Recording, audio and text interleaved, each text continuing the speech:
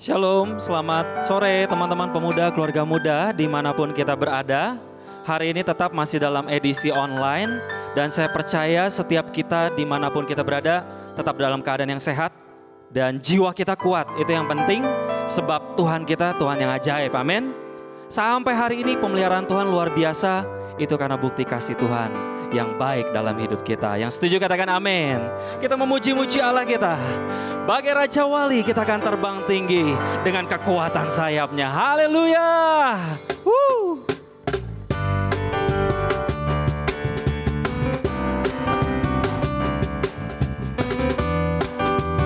Kami akan terbang Tuhan, bersamamu Tuhan.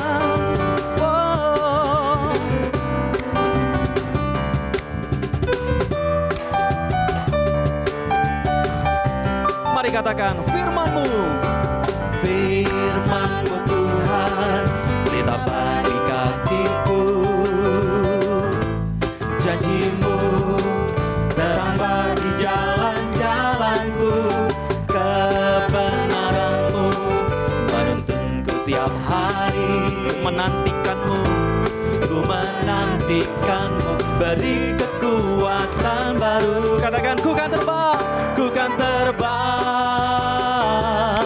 tinggi di awan bersamamu dalam kemuliaan. Tiap firman-Mu teguh menopang, ku kan aman dalam-Mu Tuhan. Mari katakan kembali. Engkau Allah kami yang ajaib Tuhan. Firman-Mu, iya dan amin, menguatkan kami. Katakan sekali lagi dengan sungguh. Yes. Firman-Mu Tuhan, kita bagi kakiku. Janji-Mu, janji-Mu, terang bagi jalan-jalanku. Kebenaran-Mu menuntunku setiap hari. Ku menantikan-Mu Tuhan, ku menantikan-Mu. Beri kekuatan baru. Siap katakan, ku kan terbang tinggi di awan bersamamu dalam kemuliaan. Tiap firman-Mu teguh menopang, teguh menopang. Ku kan aman dalam-Mu Tuhan. Katakan ku kan terbang tinggi di awan bersamamu dalam kemuliaan. Tiap firman-Mu teguh menopang. Katakan ku kan aman, amin, dalam-Mu Tuhan. Ku kan aman, ku kan aman dalam-Mu Tuhan. Ku kan aman, ku kan aman dalam-Mu Tuhan.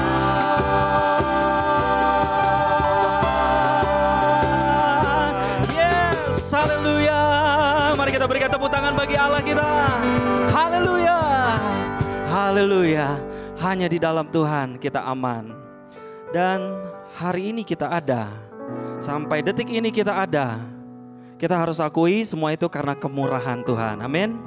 Semua keluarga kita, orang tua kita, adik kakak kita, semua dalam keadaan yang sehat. Itu semua karena kemurahan Tuhan. Mari saya mengajak setiap kita malam hari ini, kita mau merendahkan hidup kita di hadapan Tuhan. Kita rindu mengakui bahwa semuanya ini karena berkat kemurahan Tuhan.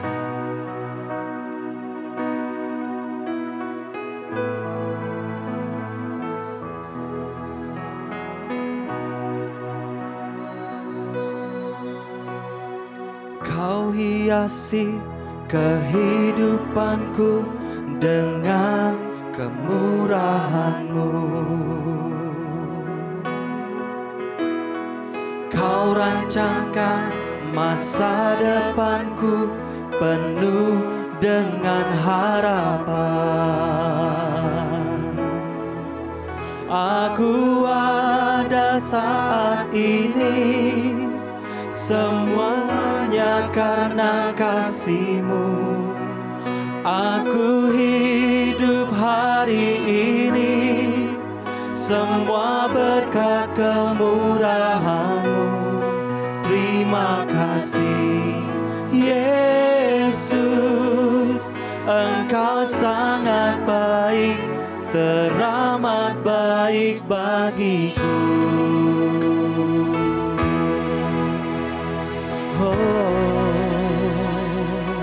Katakan, Kau hiasi kehidupanku dengan kemurahan-Mu.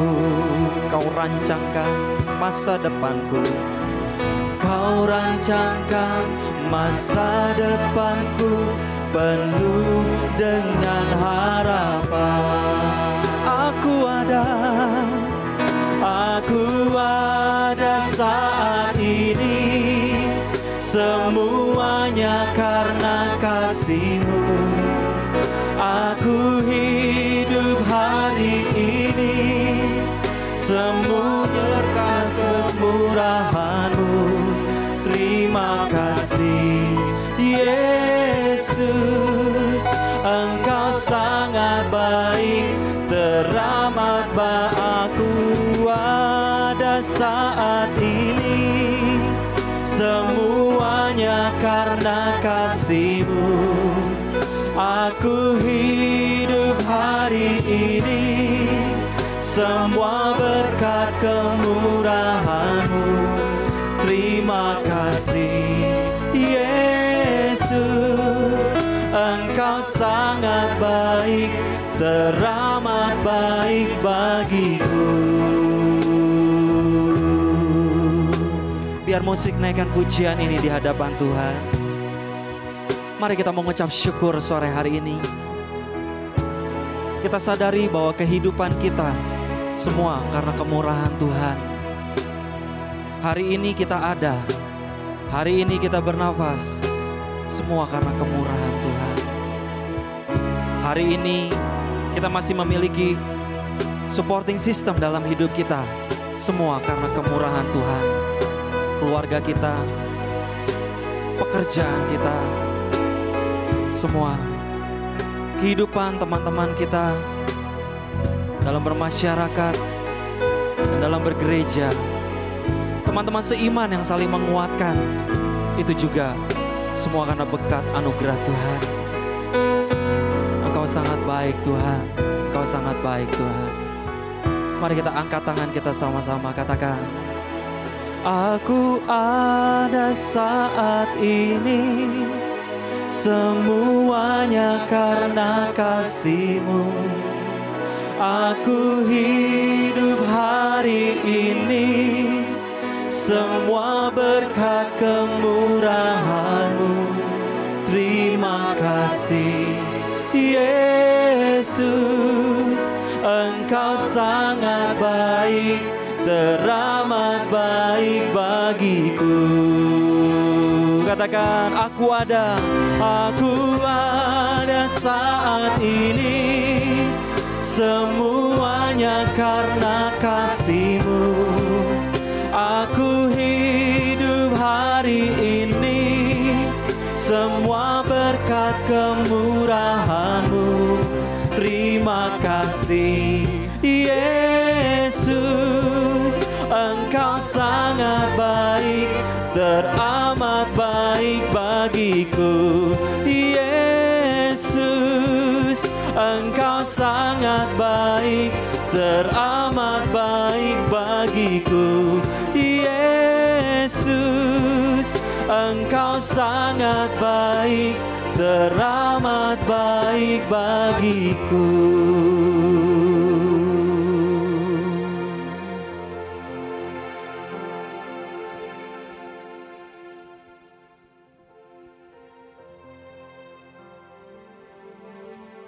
Mari kita berdoa sebelum kita mendengarkan firman Tuhan. Kami bersyukur buat apa yang sudah Tuhan kerjakan dalam kehidupan kami. Bahwa sampai hari ini terbukti anugerah-Mu tidak pernah berhenti dalam kehidupan kami. Dan kami mau katakan kami perlu anugerah-Mu. Anugerah-Mu lah yang membuat kami bisa ada sebagaimana kami ada hari ini. Sebab itu sementara kami mendengarkan firman-Mu, terobosi kami dengan anugerah-Mu yang baru Tuhan. Yang lemah diberi kekuatan yang baru. Yang susah diberikan penghiburan dari Tuhan. Yang patah semangat hilang harapan diberikan harapan yang baru dari Tuhan. Bahkan yang sakit kami percaya disembuhkan Tuhan. Terima kasih Tuhan. Nyatakanlah kebenaran-Mu Tuhan. Biarlah segala puji, segala hormat, kemuliaan hanya bagi Tuhan. Di dalam nama Tuhan Yesus kami berdoa dan mengucap syukur. Mari yang percaya kita sama-sama katakan amin. Puji Tuhan. Shalom.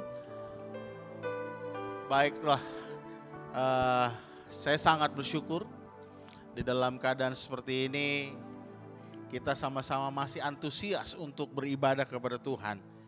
Dan kita masih sama-sama punya antusias untuk belajar firman Tuhan. Dan saya percaya bahwa yang menjadi tema saudara pada saat ini, yang dimana kita akan belajar, ya, firman Tuhan yang kita sama-sama pelajari dalam Yesaya pasal yang ke-40 ayat yang ke-29 sampai dengan ayat yang ke-31. Tidak usah berlama-lama, kita sama-sama mau baca ayat ini dalam Yesaya pasal yang ke-40, ya. Ayat yang ke-29 sampai dengan ayat yang ke-31. Kalau saudara di rumah saudara boleh baca Alkitab saudara, ya. Kita akan baca sama-sama. Bukankah kita percaya bahwa iman kita timbul dari pendengaran akan firman Tuhan? Sama-sama kita mau belajar dari ayat ini. Yesaya 40 ayat 29 dan sampai ayat yang ke-31.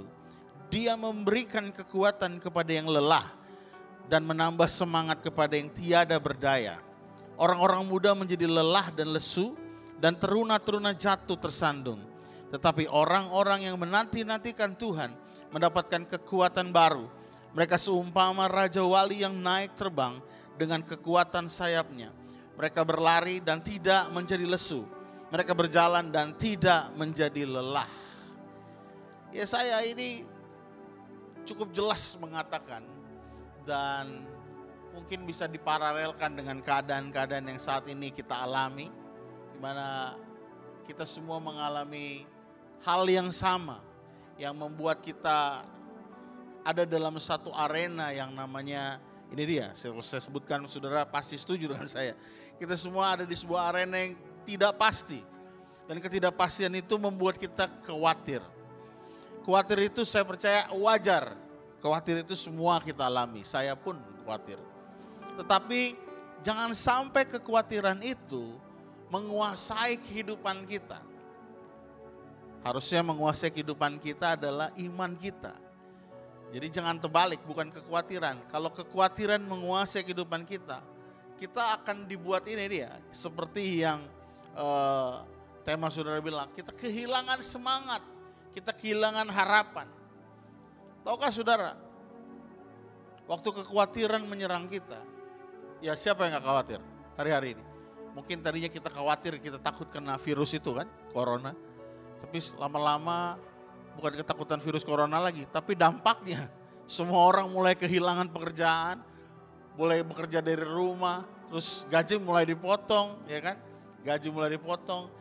Ya kalau saudara yang mungkin masih di level-level manajemen kerjanya oke lah. Tapi saudara bayangkan kalau saudara-saudara kita yang hidupnya itu dari penghasilan mereka tiap hari. Mereka tidak punya gaji yang pas.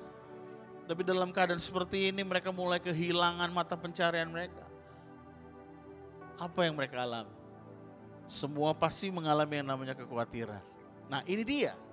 Waktu kekhawatiran menyerang kita, apa yang terjadi? By the way, kekhawatiran itu bahasa aslinya merimna. Nah ini dia punya arti ini. Kekhawatiran artinya adalah you are pulled in many direction. Kita ditarik ke segala arah. Saudara coba aja kaki tangannya kanan diikat, tangan kiri diikat, kaki diikat, kiri kanan, kemudian sudah ditarik ke segala arah. Apa jadinya? Break, saudara hancur. Benar? Nah beda dengan harapan. Harapan saudara ditarik kepada satu arah, ke depan. Pada satu tujuan. Tapi kalau kekhawatiran itu sudah ditarik ke many direction. Apa jadinya? Hancur, saudara. Makanya begini, waktu kekhawatiran mulai masuk ke dalam diri saudara tanpa saudara sadari, kekhawatiran itu ini nih, perhatikan, kekhawatiran itu akan menghancurkan persepsi saudara. Persepsi tentang apa? Pertama, menghancurkan persepsi saudara tentang diri saudara. Persepsi saudara tentang orang-orang di sekitar saudara. Persepsi saudara tentang, bahkan tentang Tuhan. Saudara mulai mempertanyakan, di mana Tuhan? Wow. Mungkin saudara melayani Tuhan. Mungkin saudara saudara bilang, saya udah pelayanan udah puluhan tahun. Tapi kalau kekhawatiran menyerang, kekhawatiran gak pilih-pilih orang, kekhawatiran ini kayaknya dia gak tahu alamat. Jadi dia serang semua orang. Waktu dia mulai menyerang siapapun dia, lihat, dia mulai menghancurkan persepsi. Waktu dia menghancurkan persepsi, orang mulai kehilangan persepsi tentang diri dia. Apakah Tuhan tidak sayang saya? Apakah karena saya banyak berbuat hal yang tidak baik? Mulai persepsi tentang Tuhan. Tuhan sebenarnya ada apa enggak? Wah, ini dia. Ketika itu mulai menghancurkan kita di dalam tanpa kita sadari, kita mulai kehilangan arah dalam kehidupan ini. Tapi gini, yuk kita sebagai anak-anak Tuhan, ya saya bilang, ya kan, orang-orang yang menantikan Tuhan, dia akan mendapatkan kekuatan baru. Lihat ini dia akan mendapatkan kekuatan baru. So apa itu orang-orang yang menantikan Tuhan? Siapakah orang-orang yang menantikan Tuhan? Apakah orang-orang yang menantikan Tuhan? Mari kita belajar dari beberapa orang yang mereka menanggulangi ketakutan dan kekhawatiran mereka yang ada di Alkitab. Ada dua tokoh yang mengajarkan kekhawatiran dalam perjanjian baru. Yang namanya pertama itu Yesus Kristus Tuhan. Diajarkan tentang khawatir di dalam Matius pasal 6. Tapi orang yang kedua yang mengajarkan tentang kekhawatiran adalah Rasul Paulus. Bagaimana kalau kita belajar dari Rasul Paulus? Karena Rasul Paulus sama-sama dengan kita manusia juga. Nah, kita coba perhatikan apa yang Rasul Paulus katakan tentang overcome kekhawatiran. Itu di dalam kitab Filipi pasal yang keempat. Filipi pasal yang keempat dimulai dari ayat yang ke-6. Ya. Filipi pasal 4 ayat yang ke-6, Rasul Paulus bilang begini, janganlah hendaknya apa? Kamu khawatir tentang apapun juga. Apapun juga, semua bilang apapun juga. Termaksud apa aja, kehilangan pekerjaan, mulai cek saldo waktu masukin ATM, maaf saldo Anda tinggal 500 rupiah. Itu jangan khawatir, apapun juga. Tetapi ini dia, nyatakanlah dalam segala hal keinginanmu kepada Allah, dalam apa? Doa dan permohonan dan ucapan syukur. Mari kita pelan-pelan lihat hal ini. Nyatakanlah dalam segala hal keinginanmu, yang pertama dalam doa. Semua bilang doa. Apakah orang khawatir berdoa? Orang khawatir berdoa juga. Tapi masalahnya waktu orang khawatir berdoa, doa mereka bukanlah kepada sebuah attitude. Doa mereka bukanlah attitude, tapi doa mereka adalah doa-doa ketakutan. Doa yang tolong Tuhan. Jadi doanya mereka tuh seperti panggil Tuhan untuk tolong dia.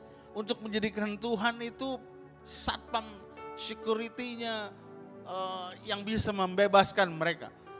Doa-doa kita seperti doa-doa ini deh. Tolong perhatikan, janganlah punya iman substitution.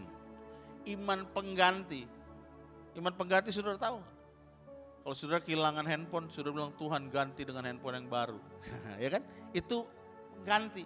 Kalau keadaan kita lagi gak enak, Tuhan tolong lalukan keadaan ini, ganti dengan keadaan lebih baik. Itu namanya substitution. Enggak, Tuhan mau kita punya ini dia. Kita bangun mentalitas baru namanya transformasi. Keadaan seperti ini adalah keadaan yang baik buat kita transform. Berubah dari dalam kita. Maka yang pertama gini, doa kita bukanlah harusnya menjadi doa yang hanya sekedar minta. Oh ya, kalau dibilang di sini permohonan, tapi sebelum ada permohonan adalah doa dulu. Doanya yang dimaksud dengan Paulus ini adalah doa sebuah attitude, sikap yang sudah dibangun, mentalitas yang sudah dibangun, hubungan yang dibangun dengan Tuhan. Saya ambil contoh. Contoh yang baik dari doa adalah doa yang pernah diajarkan Tuhan Yesus tentunya. Doa Bapa kami. Apa bagaimana bunyinya? Bapa kami dalam surga, dikuduskanlah namamu kan. Pengagungan kepada Tuhan. Ini kan udah sebuah hubungan artinya kan. Doanya bukan sekedar minta tolong, Tuhan tolong. Enggak, ada satu hubungan dulu. Ada satu hubungan, baru dibilang apa? Datanglah, jadilah.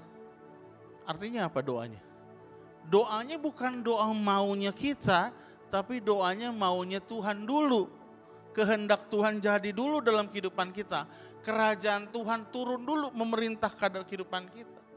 Ini yang disebut dengan doa yang Paulus maksudkan. Doa sebuah attitude. Ada tokoh dalam Alkitab Perjanjian Lama namanya Daniel. Saudara kenal Daniel? Saya nggak kenal, saya baca di Alkitab. Kalau saudara kenal hebat, saudara hidup berapa lama berarti ini, ya kan? Daniel itu hidup di 3 pemerintahan berbeda. Ya, pertama Nebukadnezar, Belsasar, kemudian yang terakhir rajanya namanya Darius. Itu Raja Darius memerintah dan dia ini akrab sama Raja Daniel. Daniel bukan muda lagi, saat itu umurnya mungkin udah 65-75 lah ya. Jadi udah tua, jadi tolong guru-guru sekolah minggu jangan mengajarkan waktu Daniel kecil masuk lubang singa. Enggak, umurnya udah tua itu, bukan anak kecil lagi. Waktu Daniel, ini dia punya hubungan sama Raja Darius baik banget. Nah makanya orang-orang di sekitar pemerintahan ini mulai namanya apa? Iri hati. Wah, jangan-jangan hanya pendapat Daniel aja yang didengarkan raja. Karena raja sayang banget sama Daniel. Kita bikin peraturan, mereka bikin aturan yang memojokkan raja harus mensahkan aturan itu. Aturannya sudah tahu kan, bahwa semua rakyat itu harus menyembah kepada raja. Selain menyembah kepada raja harus dimasukkan ke gua singa. Mereka tahu bahwa Daniel itu dia menyembahnya kepada Tuhan Allahnya. Demi didengar Daniel berita itu, apa yang dilakukan Daniel? Dia pulang ke rumah, dia naik ke atap rumahnya, dan dia apa? Alkitab bilang dia berdoa. Berapa kali dia berdoa? 3 kali sehari dia berdoa, kayak minum obat aja. Tapi jangan lupa, ada kata ini, seperti yang biasa dia lakukan. Apa itu? Attitude. Itu sikap yang sudah dibangun, mentalitas yang sudah dibangun. Kalau kita berdoa kan kalau kepepet, ya apa ya, ngaku aja deh, ya kan? Kita berdoa kalau kepepet. Daniel nggak kepepet. Alkitab bilang udah seperti biasa dia lakukan. Mau kepepet, mau longgar, mau enak, mau susah. Dia udah biasa berdoa kepada Tuhan. Ini yang doa dimaksud oleh Paulus. Jadi doanya itu sebuah attitude. Kemudian apa? Permohonan. Baru setelah itu permohonan. Permohonan ini dalam bahasa Inggrisnya namanya petition. Ini ungkapan dalam hukum sebenarnya. Tapi ya it's okay. Kenapa kita memohon? Karena kita anak. Benar gak sih? Tapi permohonan kita itu based on attitude kita kepada Tuhan. Waktu kita memohon bukan berdasarkan keinginan-keinginan kita. Kita memohon karena kita tahu kehendak Tuhan. Amin. Jangan buru-buru mau jalan keluar. Waktu masalah menghimpit kita, menyerang kita. Orang Kristen kebanyakan minta apa? Jalan keluar dulu kan. Sore ini saya mau bilang, waktu masalah datang jangan minta jalan keluar dulu. Izinkan ketemu Tuhan dalam badai saudara. Di situ kalau ketemu Tuhan, saudara bisa, wow. What is this Tuhan? Tanyakan, ini pelajaran apa buat saya Tuhan? Makanya di masa-masa seperti ini, saya mau bilang, ini waktunya anak-anak Tuhan perkaya pewahyuan saudara. Kenapa? Karena waktu saudara di rumah gak buat apa-apa, banyak merenungkan firman Tuhan. Pewahyuan bukan milik segelintir orang yang namanya pendeta, pemkhotbah, no. Pewahyuan milik semua orang percaya, amin. Terus saudara mulai mempelajari firman Tuhan, ada pewahyuan baru. Oh begini maksudnya tuh pendeta ya. Ya ampun, pendetanya udah khotbah 2 tahun lalu, gue baru ngerti sekarang. Terlambat? Enggak. Itu namanya revelation. Fresh from the oven. No, from the oven. From heaven. dari Tuhan langsung. Ada kebiasaan baru ternyata sekarang. Sudah jadi rajin merenungkan firman Tuhan. Permohonan? Boleh. Kita anak-anak Tuhan. Memohonlah kepada Tuhan. Tapi saya percaya permohonan saudara itu based on kehendak Tuhan. Dan bolehlah minta sama Tuhan. Kalau kita punya hubungan yang baik, attitude baik, saya yakin permohonan kita based on kehendak Tuhan. Seperti Yesus. Datanglah kerajaanmu, jadilah kehendakmu di bumi seperti surga. Terus apa lagi? Doa dia bilang apa? Berikanlah kami pada hari ini. Bolehlah. Ampunilah kami. Tapi seperti kami juga, udah attitude ini. Ya kan? Seperti kami juga mengampuni orang lain yang bersalah. Oh udah attitude ini. Oh berarti dia udah sikapnya udah benar nih. Dia punya attitude-nya Tuhan dulu. Yang ketiga apa? Dengan ucapan syukur. Apa itu ucapan syukur? Ucapan syukur adalah kita mengakui bahwa Tuhan yang berdaulat penuh atas kehidupan kita. Itu ucapan syukur. Waktu kita sedang mengucap syukur, apa yang sebenarnya kita kerjakan? Kita sedang mengakui Tuhanlah berdaulat atas kehidupan saya. Lawannya mengakui kedaulatan Tuhan apa? Lawannya mengucap syukur apa? Bersungut-sungut. Bersungut-sungut itu apa? Hati-hati. Bersungut-sungut itu seperti saudara tidak mempercayai bahwa Tuhan bisa atur semua keadaan ini. Benar gak sih? Kalau kita mulai bersungut-sungut, ini Tuhan gak sanggup. No. Ganti saudara. Jangan bersungut-sungut. Mengucap syukur. Dan Rasul Paulus conclusion dengan kata ini. Orang yang sudah melakukan 3 hal ini, dia akan dilimpahkan damai sejahtera Allah yang melampaui segala akal, memelihara hati dan pikiran dalam Kristus Yesus. Ada damai sejahtera Tuhan yang melingkupi kita. Keadaan boleh seperti ini, keadaan boleh mencekam, keadaan boleh gak pasti. Habis ini saya mau kerja apa Tuhan? Tapi waktu kita kerjakan 3 hal itu, atau waktu seperti yang saya bilang, kita menanti-nantikan Tuhan. Dia langsung mendapatkan damai sejahtera Tuhan. Ini damai sejahtera menjadi kekuatan kita. Waktu damai sejahtera datang dalam kehidupan kita, hey, saya mau kasih tahu. There is something new inside our brain. Ada hal-hal inovatif yang terpikir dari kepala kita langsung. Oh, masak ya? Tiba-tiba dia gak pernah masak, dia langsung bisa masak, bisa dijual. Dan siapa tahu, who knows ya kan? Kreativitas keluar. Tuhan kita Tuhan yang kreatif gak sih? Iya dong. Nah waktu damai sejahtera melingkupi kita, kreativitas Tuhan, inovatif Tuhan tuh dung. Saudara gak pikir lagi kekhawatiran, tapi saudara langsung inovatif. Oh begini ya Tuhan ya. Kan dulu saya bisa mesin ya. Coba-cobalah. Tiba-tiba saudara menjadi bisa sesuatu yang lain daripada yang saudara kerjakan sebelum. Dan akhirnya ayat yang ke-8 ini, Paulus kasih tahu aplikasinya buat kita. Jadi akhirnya saudara-saudara, semua yang benar, semua yang mulia, semua yang adil, semua yang suci, semua yang manis, semua yang sedap didengar, semua yang disebut kebajikan dan patut dipuji, apa? Pikirkanlah semuanya itu. Saya tanya pikiran ada di mana? Di kepala Pak? Iya, semua orang juga tahu. Berdasarkan Tesalonika bilang manusia terdiri dari roh, jiwa, dan tubuh. Kalau saya tanya pikiran ada di mana? Pikiran ada di jiwa. Di jiwa saudara ada pikiran, perasaan, dan kehendak. Saya mau kasih tahu, waktu saudara percaya Tuhan Yesus, otomatis roh saudara diperbaharui. Kenapa? Karena Tuhan itu roh. Waktu dia mau tinggal di dalam saudara, dia pilih ini yang sama dong. Ya, volume yang sama dengan dia, roh. Di mana dia tinggal? Dalam roh kita. Sehingga roh kita diperbarui. Sekali aja udah. Saudara gak akan lebih rohani lagi. Saya bingung kalau gereja sekarang terus mengajarkan hal kerohanian. No, yang Tuhan mau sekarang ini. Latih mentalitas kita. Mentalitas ada di mana? Pikiran, perasaan, dan kehendak kita. So pikiran, perasaan, dan kehendak kita sejalan dengan maunya roh Tuhan. Kehendak Tuhan. Makanya Paulus bilang ini. Akhirnya saudara pikiran semua yang benar, semua yang adil sedap didengar. Bagaimana caranya kita melakukan hal ini? Saya baca sebuah catatan atau sebuah bacaan. Dia menyamakan pikiran dengan ini, kebun. Sudah bingung kan? Kenapa enggak hutan, Pak? Karena hutan semuanya tumbuh liar, tumbuhan liar tumbuh. Tapi kalau kebun siapa yang menentukan? Kita yang putuskan. Tanam mawar, tanam anggrek, tanam apa yang indah-indah. Waktu ada tanaman yang jelek tumbuh, apa yang kita buat? Oh, ini enggak sesuai maunya saya. Gunting. Rawat pikiran kita. Nah, bagaimana cara merawat pikiran kita?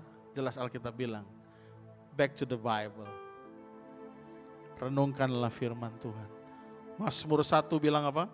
Mazmur pasal yang pertama ayat yang kedua. Tetapi yang kesukaannya ya apa? Ialah Taurat Tuhan. Tadi saya bilang, ini waktunya apa buat saudara?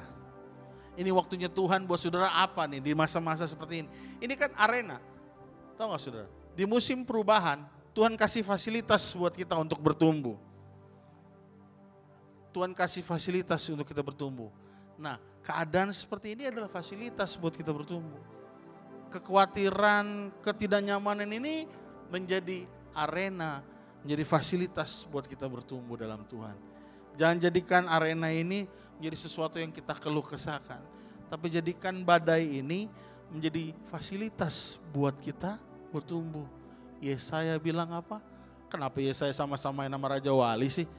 Kan gue bukan Raja Wali, gue manusia. Karena kenapa? Hanya Raja Wali yang butuh badai. Kalau ada angin sepoi-sepoi, dia gak mau terbang. Bikin ngantuk. Dia tunggu ada angin kencang badai baru dia terbang. Kenapa? Hanya angin badai kencang yang membuat dia bisa terbang tinggi. Saudara akan bisa jauh lebih tinggi kalau ada badai. Kalau saudara nyaman terus, di bawah nina bawa terus. Ya begitu-begitu terus kehidupan saudara. Tapi keadaan seperti ini membawa saudara akan semakin kuat di dalam Tuhan. Iman saudara, boom, kuat dalam Tuhan. Next time saudara ketemu masalah-masalah yang ya kemarin udah lewat. Apalagi masalah kayak gini. Amin. Saya percaya sama seperti burung Raja Wali. Harusnya kita punya mentalitas Kristen yang bukannya takut badai. Tapi kita menjadikan badai itu sebagai fasilitas di mana kita mau naik level. Kita naik level, iman kita semakin bertumbuh, pengenalan kita sama Tuhan semakin kuat. Percayalah, kalau firman Tuhan bilang gini, pencobaan yang kita alami adalah pencobaan yang pertama, biasa. Baru tidak melebihi kekuatan kita. Yang ketiga apa? Tuhan pasti berjalan keluar buat kita. Amin. Tapi seperti yang saya bilang, jangan buru-buru ketemu dengan jalan keluar. Jangan buru-buru cari jalan keluar. Mintalah perjumpaan dengan Tuhan. Terus sudah berjumpa dengan Tuhan, katakan sama Tuhan, saya mau mengenalmu lebih lagi. Walaupun di dalam badai, di dalam api, aku akan tetap menyembahmu Tuhan. Saya percaya di situ Tuhan akan peluk kita. Dia akan bawa kita. Dia akan limpahkan kekuatannya buat kita. Apa masalahmu? Jangan patah semangat. Bangkitkan iman. Kuatkan iman. Tuhan menyertai. Bukan menyertai saja. Dia tinggal di dalam kita. Dan melimpahkan segala kekuatannya buat kehidupan kita. Tuhan Yesus memberkati kita. Amin. Mari kita berdoa.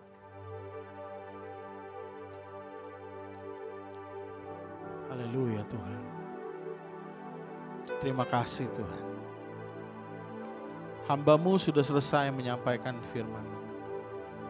Tapi hamba-Mu percaya bahwa roh Tuhan yang tinggal dalam kami akan terus mengajarkan kami.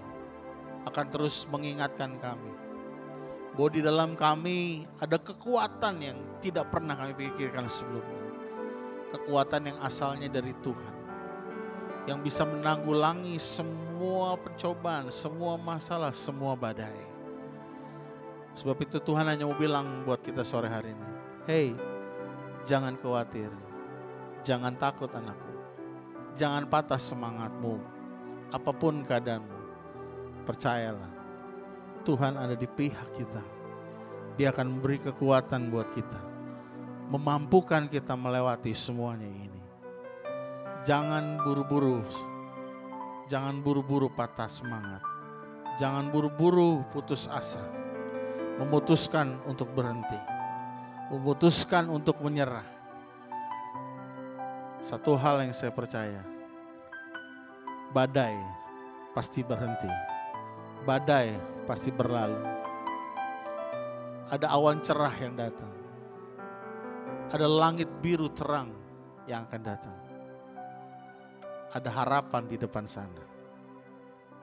Ganti kacamatamu dengan kacamata Tuhan, yaitu iman.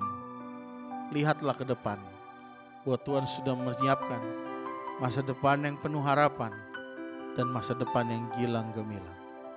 Berkatilah setiap kami yang sudah mendengarkan firman-Mu, supaya kami terus diberi kekuatan dari Tuhan. Segala puji, segala hormat dan kemuliaan hanya bagi Tuhan. Dalam nama Tuhan Yesus kami sudah berdoa bersyukur. Yang percaya katakan amin. Tuhan Yesus berkati kita. Jadikan aku indah yang kau pandang mulia, seturut karyamu di dalam hidupku. Ajarku berharap hanya kepadamu, taat dan setia kepadamu. Tuhan, jadikan aku indah yang kau pandang mulia, seturut karyamu di dalam hidupku. Ajarku berharap hanya kepadamu, taat dan setia kepadamu. Tuhan, sekali lagi katakan, jadikan aku indah yang kau pandang mulia, seturut karyamu di dalam hidupku. Ajarku berharap hanya kepadamu, taat dan setia kepadamu, Tuhan. Mari kita sama-sama berdoa syafaat, teman-teman. Kami terus berharap kepada Engkau, Tuhan, bahwa satu saat Tuhan Engkau akan memulihkan keadaan kami, Tuhan. Kami berdoa buat bangsa dan negara kami. Kami berdoa buat Pak Jokowi beserta seluruh jajaran menteri dan pemerintahan dari pusat sampai daerah. Kami berdoa Tuhan berikan hikmat yang daripada Engkau, sehingga bangsa ini boleh segera keluar Tuhan dari pandemi corona yang terjadi hari-hari ini, Tuhan. Kami berdoa juga Tuhan berikan hikmat Tuhan bagi pemerintahan kami, sehingga kami boleh berkemenangan Tuhan, mengalami terobosan Tuhan secara ekonomi Tuhan. Kami berdoa ya Bapa, biarlah hari-hari ini Tuhan, keadaan bangsa kami Tuhan, belas kasihan-Mu tercurah Tuhan bagi bangsa kami. Dari Sabang sampai Merauke, dari Pulau Sangir Tuhan sampai Pulau Rote Tuhan, biarlah belas kasihan-Mu tercurah Tuhan. Kami juga tidak lupa berdoa Tuhan untuk keadaan cuaca, untuk keadaan alam Tuhan. Biarlah Kau jauhkan kami Tuhan dari segala bencana dan mara bahaya yang tidak diinginkan Tuhan. Dari kematian yang sia-sia Tuhan. Kami berkata Tuhan, ampunilah bangsa kami Tuhan. Terima kasih Tuhan, saat ini juga kami berdoa ya Bapa, untuk keadaan setiap teman-teman kami, pemuda, keluarga muda di tempat ini. Di tempat ini Tuhan kami bersama-sama berdoa Tuhan. Mungkin setiap kami ada yang mengalami tantangan, ada yang mengalami pergumulan demi pergumulan.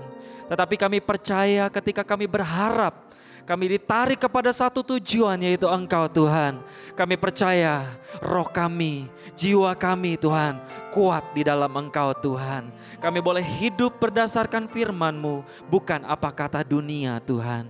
Terima kasih ya Bapa, kami mau responi segala tantangan yang kami hadapi ini Tuhan sebagai sarana untuk kami bertumbuh semakin dekat dengan Engkau Tuhan Yesus. Terima kasih Bapa, kami juga berdoa Bapa untuk setiap mereka yang sakit. Mari Tuhan sembuhkan. Setiap mereka yang membutuhkan pekerjaan baru, Engkau yang membuka jalan Tuhan, berikan pekerjaan yang baru Tuhan. Terima kasih Bapa, terima kasih.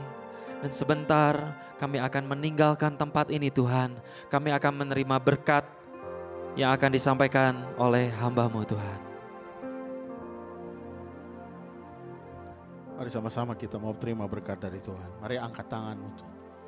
Terima berkat dari Allah Bapa, cinta kasih dari Tuhan kita Yesus Kristus, dan penyertaan dari Allah Roh Kudus yang akan terus menyertai kita mulai malam hari ini sampai selama-lamanya. Di dalam nama Tuhan Yesus kami berdoa dan bersyukur. Haleluya. Amin. Puji Tuhan. Aku ada saat ini, semuanya karena kasih-Mu.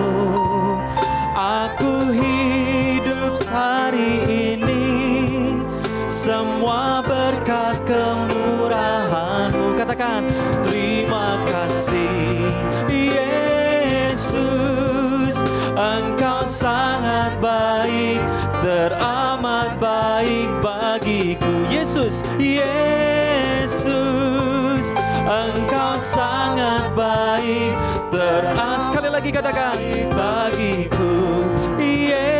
Yesus, Engkau sangat baik, teramat baik bagiku. Haleluya. Saya percaya setiap kita diberkati Tuhan oleh pelayanan Tuhan pada sore hari ini yang sudah disampaikan oleh hambanya Bapak Pendeta Ferdinand. Semoga Tuhan Yesus memberkati Bapak dan seluruh keluarga dan pelayanan Bapak, dan juga memberkati semua teman-teman di sini yang sudah terlibat, pemusik, penari, pemuji, penyembah. Dan jangan lupa bagi teman-teman yang rindu untuk jiwanya kuat, yuk kita gabung sama-sama dalam pembacaan firman Tuhan setiap hari di grup WA. Kita ada grup WA khusus baca 2 pasal 1 hari. Yang mau join, ayo kontak kita yang ada di depan sini. Sampai ketemu bulan depan, Tuhan Yesus memberkati.